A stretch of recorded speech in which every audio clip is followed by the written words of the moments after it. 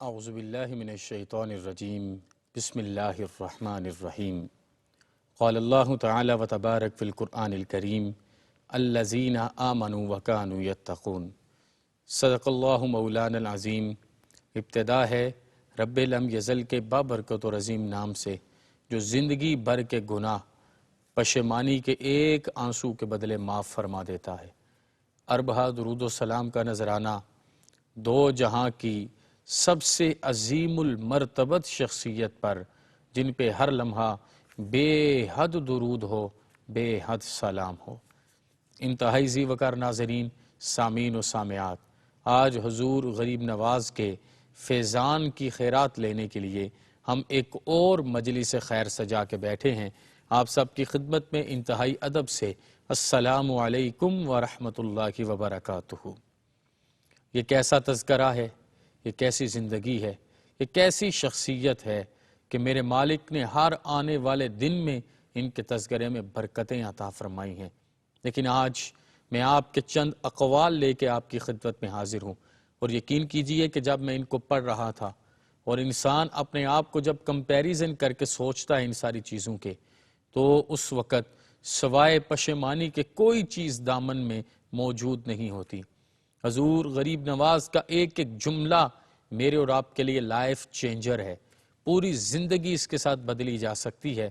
آج ہی اللہ پاک ہمیں توفیق عطا فرمائیں اور ہم اپنے دل کی کیفیات کو بدلنا چاہیں تو آپ سنیے جو چیزیں میں آپ کی خدمت میں عرض کروں گا، پھر انہیں یاد کیجئے، میں بھی کروں آپ بھی کریں۔ اللہ پاک مجھے کلمۃ الحق بولنے کی توفیق عطا فرمائے، عمل کرنے کی توفیق عطا فرمائے، تاکہ ہم سب کے والدین کی بے حساب مغفرت و بخشش ہو سکے۔ حضور غریب نواز کی پوری زندگی کتنی بڑی شخصیت، اور آپ خشیت الہی میں ہر وقت کانپتے رہتے۔ آپ کے وجود پر ایک لرزہ ہر وقت طاری رہتا، ایک کپ کپانے کے عالم میں آپ اپنا وقت گزارتے، اور آپ ارشاد پتہ کیا فرماتے؟ اے لوگو، اگر تمہیں زمین سے نیچے والے لوگوں کے حالات کا پتہ چل جائے تو تم کھڑے کھڑے ہی پگھل جاؤ۔ اس جملے کو سوچئے گا، لوگو اگر زمین کے نیچے جو لوگ ہیں ان پر کیا گزر رہی ہے اور ان کی کیا کیفیت ہے، یہ آپ کو پتہ چل جائے تو آپ کھڑے کھڑے ہی پگھل جائیں۔ وہ بابا جو روز جا کے شہر رونقاں میں بیٹھتا تھا بازار میں اور کہتا تھا میں نے راضی نامہ کروانا ہے اللہ کا اور اس کی مخلوق کا، کہا کیا بنا؟ کہا آج اللہ تو مانتا ہے، مخلوق نہیں مانتی۔ وہ قبرستان میں بیٹھا تھا شہر خاموشہ میں، کسی نے پوچھا بابا کیا بنا؟ کہا آج کیا کیفیت ہے؟ آج مخلوق تو چیختی ہے لیکن رب کی طرف سے رضا کا کوئی اعلان نہیں ہے۔ حضور غریب نواز بھی یہی ارشاد فرماتے کہ اگر زمین سے نیچے کے لوگوں کی کیفیت کا پتہ چل جائے تو آپ لوگ کھڑے کھڑے اپنا اندر بدل لو۔ کوئی ظالم ظلم نہ کرے، کوئی بد زبانی کرنے والا اپنی زبان سے گالی دینے کی جرت نہ کرے، کوئی ناپ تول میں کمی کرنے والا اپنے بچوں کے لیے حرام کا رزق اور لقمہ نہ بنائے، کوئی ماں باپ کا بے ادب موت کے آخری وقت کے لیے اپنی جان کو اپنے ناک اور دہن میں اڑانے کی بات نہ کرے، کوئی قرآن حکیم سے ہٹنے کی بات نہ کرے، کوئی سرکار دو عالم صلی اللہ علیہ وسلم کی ذات کے علاوہ کسی اور ذات سے مسلمان ہونے کے بعد متاثر ہونے کی بات نہ کرے۔ آئیے دیکھیے آپ کا ایک اور بڑا خوبصورت قول اور جملہ میری اور آپ کی زندگی بدلنے کے لیے، کہ ہم نے ہمیشہ سنا ہے کہ جب گناہ کیے تو ان گناہوں کے بعد نصوح کی توبہ کرنی ہے، ایسی خالص توبہ، ستھری توبہ جس کی کوئی مثال نہ ملتی ہو، ایسی نویکلی توبہ کرنی ہے۔ حضور غریب نواز نے کیا ارشاد فرمایا؟ کہا سچی، مخلص اور ستھری نصوح کی توبہ یہ ہے کہ اگر تم نے روزے کے لیے توبہ کی تو کم کھانے کی توبہ ہے، اگر تم نے اطاعت کے لیے توبہ کی تو کم سونا ہے، اور اگر تم نے دعا کے لیے توبہ کی تو کم بولنا ہے۔ کیا مطلب بنا؟ کہ اگر تم چاہتے ہو تمہارے ظاہر اور باطن کا روزہ ہو اور تم دنیاوی کسی علائش میں نہ پڑو، اپنی خوراک کو کم کرو، پھر اس کے بعد اللہ کی اطاعت میں وَالَّذِينَ يَبِيتُونَ لِرَبِّهِمْ سُجَّدًا وَقِيَامًا بننا ہے، تو اپنے سونے کو کم کرو، اور چاہتے ہو تمہاری دعا میں قبولیت ہو اور مقبولیت ہو، کم بولا کرو، اپنے الفاظ پر کنٹرول کرو، اپنے نفس کے اوپر عبور حاصل کرو۔ اس طریقے سے چلو گے تو تمہاری توبہ توبۃ النصوح ہوگی۔ حضور غریب نواز پوری زندگی ارشاد فرماتے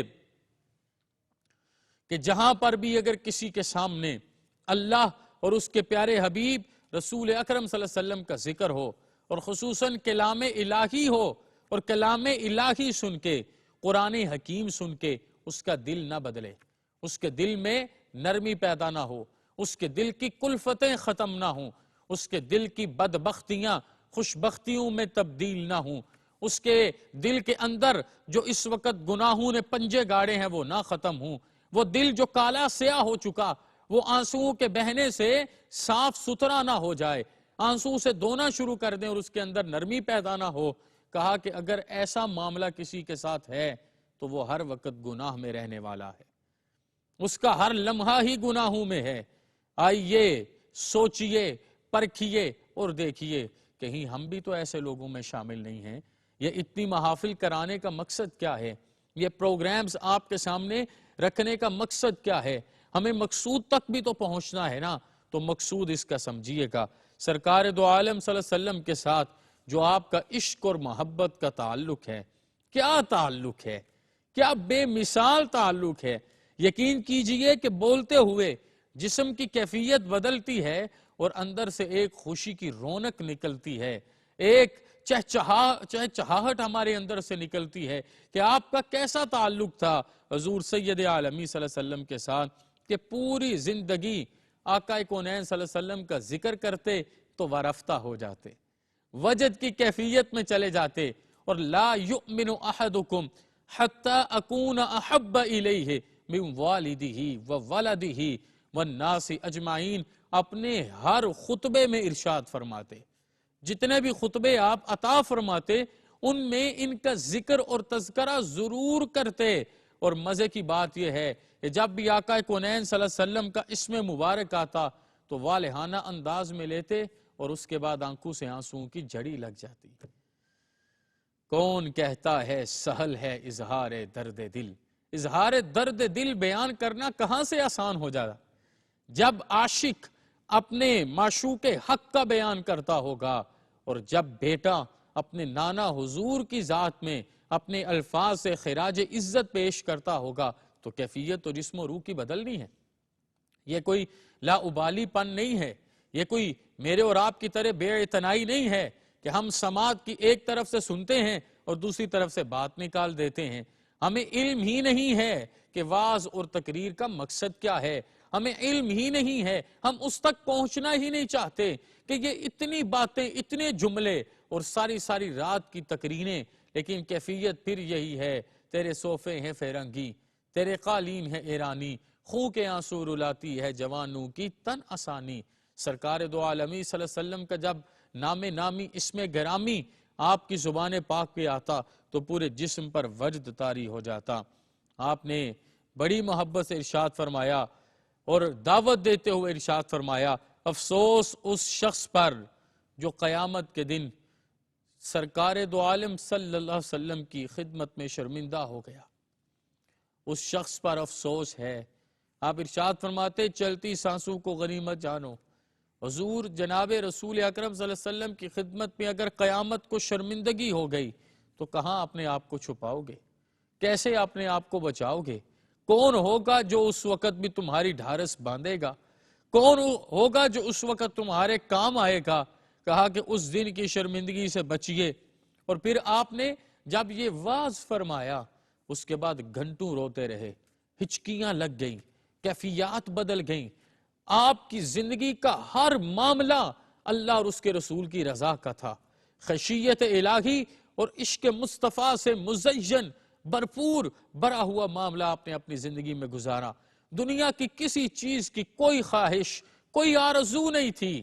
آپ ایسے فقیر، درویش اور مرد حق پرست تھے کہ آپ کے جملوں کا اثر ہوتا تھا۔ لوگ آتے آپ کے جملے سننے کے لیے، ان کے مردہ دلوں پر تازگی کے اثرات آتے، ان کی آنکھوں سے آنسو نکلتے، ان کے جسم اور روح میں بلیدگیاں پیدا ہوتی. یہ وجہ ہے کہ آنے والے آتے تو تھے کسی اور دین پر، جب جانے لگتے تو ان کی زبان پہ جاری ہوتا افضل الذکر لا الہ الا اللہ محمد الرسول اللہ صلی اللہ علیہ وآلہ وسلم. حضور غریب نواز نماز کی بڑی پابندی فرماتے اور اس کے بارے میں اکثر واز فرماتے اور اس کی ادائیگی کا حکم دیتے. آپ نے ارشاد فرمایا نماز دین کا ستون ہے. مجھے بتاؤ بھلا کوئی عمارت ستون کے بغیر کھڑی رہ سکتی ہے؟ یہ میرے اور آپ کے لیے پیغام ہے، یہ میرے اور آپ کے لیے دعوت ہے. آپ نماز کے بارے میں بہت سختی فرماتے اور اسی طریقے سے اپنے مریدین کو تلقین فرماتے تھے.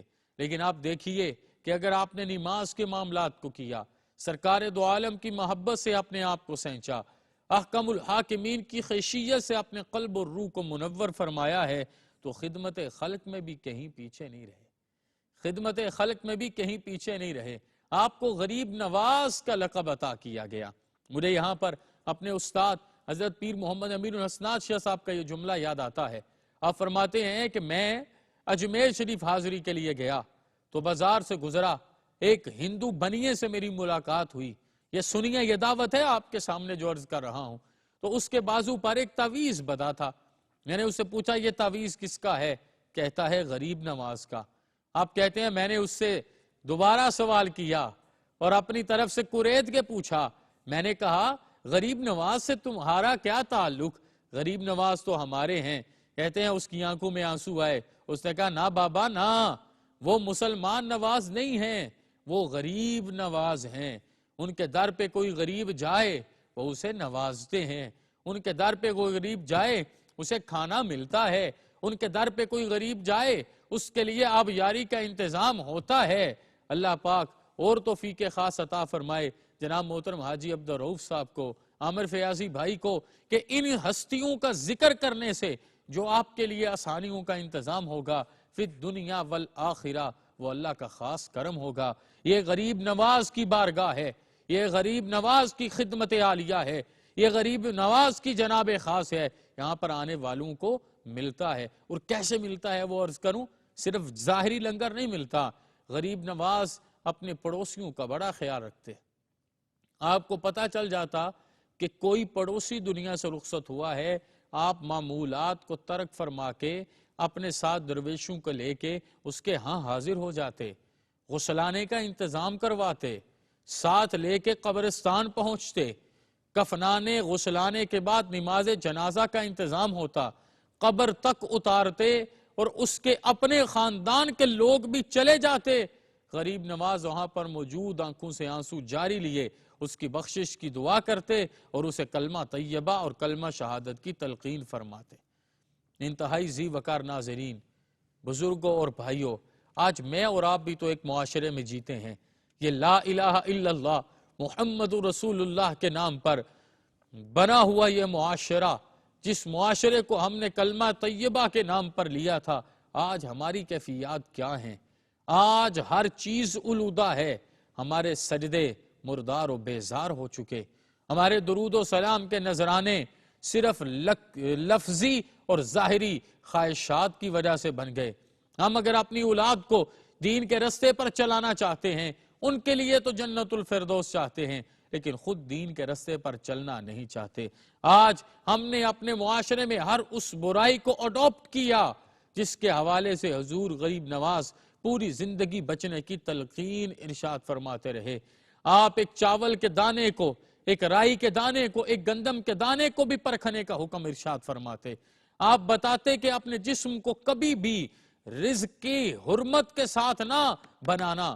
کئی مہینوں کی نمازیں قضا ہو جائیں گی اور تمہاری پڑی ہوئی عبادات کو تمہارے منہ پر دے مارا جائے گا. حضور غریب نواز کی زندگی کو جب میں دیکھوں، آپ کے سامنے پرکھوں اور آپ کے سامنے رکھوں اور پھر اس کے بعد آپ کو دعوت دوں، اپنے آپ کو دعوت دوں، تو کیا ہم نے آج تک ایسی توبۃ النصوح کی ہے جو کم کھانے کے لیے ہو روزے کے معاملے میں، جو کم سونا ہو اطاعت کے معاملے میں، اور کم بولنا ہو دعا کے معاملے میں؟